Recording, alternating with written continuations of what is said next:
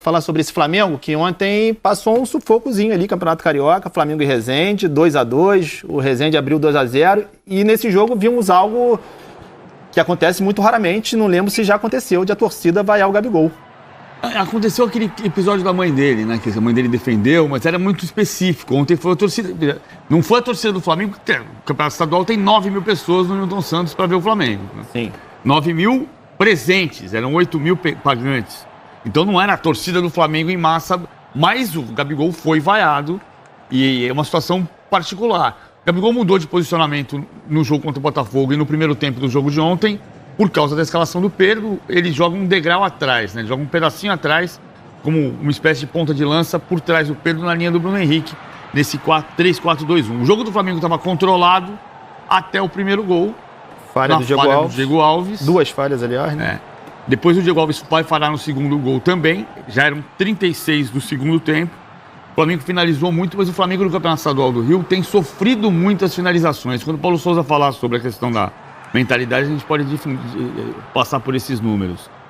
E pela segunda vez, o Arrascaeta jogou muito bem contra o Botafogo. O Arrascaeta entrou no intervalo e também foi a razão da mudança de comportamento do Flamengo no finalzinho do jogo. No primeiro gol dele, aos 40 do segundo tempo, e depois, naquele lance do pênalti bizarro, o Gabigol cobra para fazer 2-2. Gabigol é o artilheiro do Flamengo no ano. Então, não tem razão, nesse momento, para vaiar o Gabriel, até porque são 8 jogos na temporada com o time titular. E é o artilheiro do Flamengo nas últimas 3 temporadas. Essa é a 4ª temporada, de novo, o Gabigol fazendo os gols dele e ajudando, de fato, esse Flamengo que no Campeonato Carioca já tá praticamente resolvido ali, que os 4 grandes vão para as semifinais, só falta praticamente definir quem fica o primeiro, pega o quarto, quem é o segundo que pega o terceiro. Enfim, mas já está quase tudo definido. O Flamengo é um que já está classificado.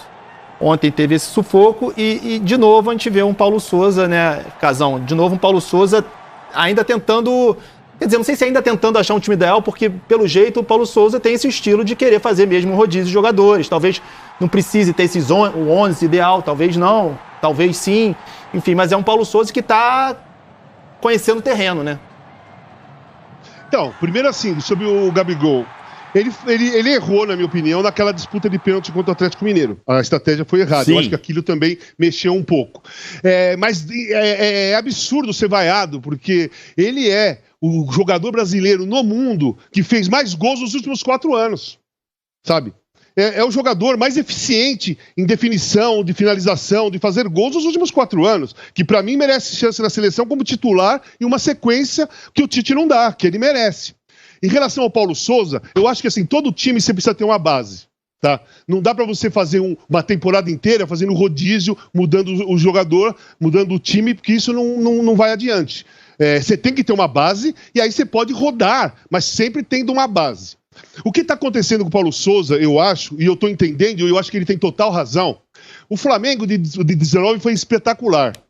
Depois 20, 21... foi bicampeão brasileiro, depois o ano passado não conseguiu uma conquista importante, mas jogando da mesma forma que tinha feito o Jorge Jesus praticamente, pouca coisa mudava, né? Do meio para frente pouca coisa mudava, era o Everton Ribeiro lá, o Arrascaeta aqui, Gabriel e Bruno Henrique, Arão e o Diego, e a linha de 4 zagueiros ali, o Felipe Luiz está desde o início, ali vinha o Isla, já teve Rafinha, já tem Mateuzinho, o meio de zaga mudou, mas a estrutura do time é a mesma. Foi espetacular em 19, continuou sendo muito bom em 20 e 21. A pandemia atrapalhou não só o Flamengo, mas todo mundo, então o rendimento diminuiu um pouco. Só que tem que surgir um fato novo no time do Flamengo. Apesar do elenco ser muito bom, do time ser ótimo, daquele ataque ser espetacular e super entrosado, tem que criar um fator novo, porque os adversários, apesar de terem dificuldades de marcar o time do Flamengo, eles sabem como marcar o time do Flamengo. A dificuldade vem do talento dos jogadores do Flamengo. Mas o esquema tático até o ano passado não fugia muito do que era do Jorge Jesus, e os times começaram a se encaixar. Né? Começaram a encaixar a marcação.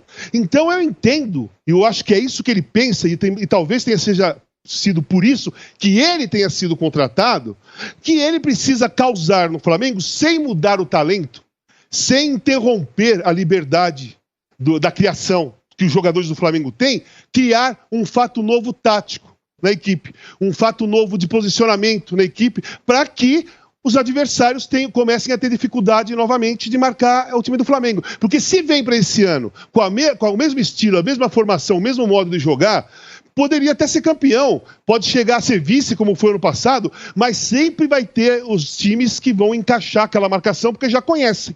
Então tem que criar um fator novo. O Atlético Mineiro, por exemplo, além das contratações que fez, ele atropelou o ano passado, porque o Atlético foi um fator novo. Né?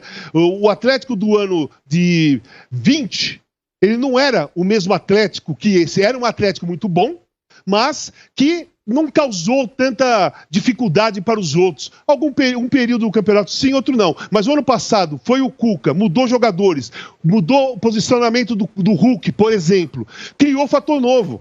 E foi muito difícil de marcar o Atlético Mineiro. Então é assim que acontece com grandes times. Sempre, quando acontece um time que foge do normal, né? Na qualidade, na técnica, na criatividade, os times que são fortes também, eles tentam chegar àquele patamar. E aqueles que não são tão fortes, eles se preparam para marcar aquele time. Então tem sempre que criar um fator novo. Então, por enquanto, eu estou entendendo o que o Paulo Souza está fazendo, eu acho que ele está certo em fazer, e acho que é por isso que ele está aí, para ele criar um fator novo para o time do